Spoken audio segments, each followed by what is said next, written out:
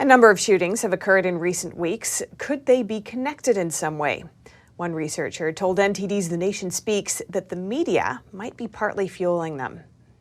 In May 10th of this year, 10 people were killed in Buffalo. 21 were killed in Uvalde, Texas, 19 of them children. On July 4th, a gunman in Highland Park, Illinois, killed 7 and wounded 25. Media often shows and repeats the names and faces of the gunmen. But how often do we see the faces of victims in the news?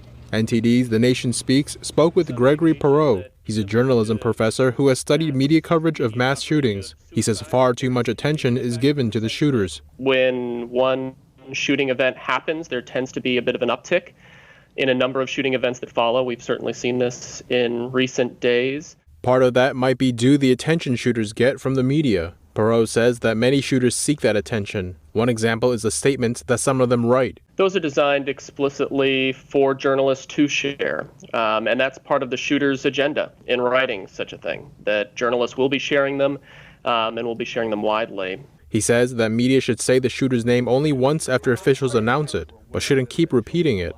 In July of 2012, 12 people were killed at a movie screening in Denver when a gunman shot into the crowd. One of the victims was 24-year-old Alex Tevez. His father, Tom, told The Nation Speaks about the media coverage his son's killer was getting. I've read articles in 6 paragraphs that the name of the individual who shot my son was mentioned 41 times.